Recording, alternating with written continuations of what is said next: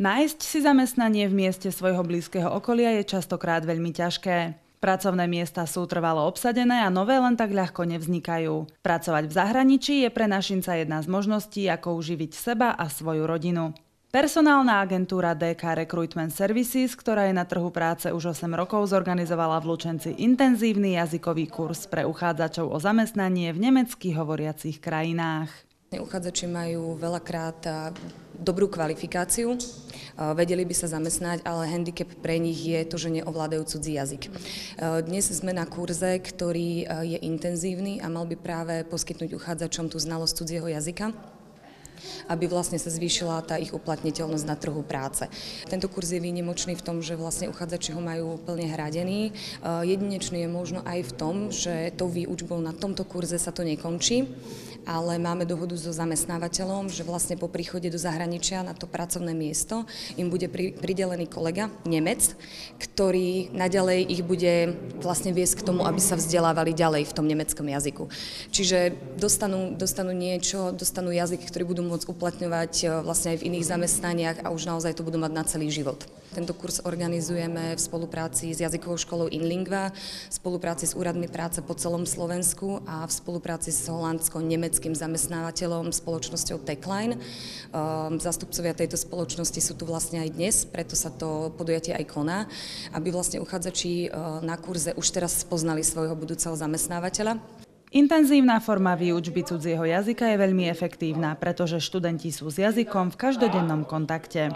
Lektor sa s nimi počas vyučovacích hodín rozpráva len v cudzom jazyku, v tomto prípade v nemčine. Každý deň pracovní študenti absolvujú od 8 do 10 hodín, takže cca to bude tvoriť vlastne nejakých 240 vyučovacích hodín. Za tento čas by sme v podstate sa chceli od úplne začiatočníckej úrovne, respektíve od nuly, odraziť vlastne až k úrovni A2 Európskeho referenčného rámca. Celkovo ten plán je taký, že cca v polovici týchto 240 hodín by sme chceli, aby tí študenti pochytili hlavne také tie základy, aby sa naučili proste ako sa pýtať otázky, ako vlastne odpovedať, aby sa naučili niečo o stavbe tej vety, jednoducho ako tie slova klásť vedľa seba, samozrejme nejakú základnú slovnú zásobu. A potom teraz v tejto druhej polovici by sme sa chceli vlastne sústrediť hlavne na nejaké tie špecifické veci, ktoré budú oni potrebovať v práci. Takže robíme kurz pre elektrikárov, takže v podstate aj ten sprostredkovateľ práce, respektíve ten budúci zamestnávateľ nám poskytol nejakú slovnú zásobu, nejaké osnovy, ktoré tiež by chceli, aby mali zvládnuté. Takže v tejto druhej polovici, keď už majú na čom stavať, tak jednoducho sa priberá táto špecifická slovná zásoba. Možnosť zúčastniť sa intenzívneho kurzu zdarma je u nás novinkou. Prví záujemcovia sú už toho času v druhej polovici kurzu. Veľmi nás to ako všetkých teší. Tam v triede sme sa rozprávali, že takáto ponuka ešte nikdy predtým vlastne pre nás nebola. Dozvedeli sme sa to z internetu. Ja pracujem vonku v zahraničí, ale pracoval som doteraz ako živnostník a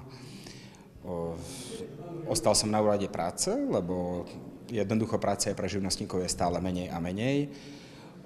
Nemecko, vlastne a to Holandsko, ale hlavne to Nemecko je veľký pracovný trh, nie je tam problém sa uplatniť, remeslá sú veľmi otvorení remeslám a jediný problém je jazyk. Dnes, keď vie človek jazyk, tak nie je mu problém sa uplatniť na pracovnom trhu. Ďalšie kurzy sa budú otvárať v priebehu nasledujúcich mesiacov. Sledujte internet a dozviete sa viac.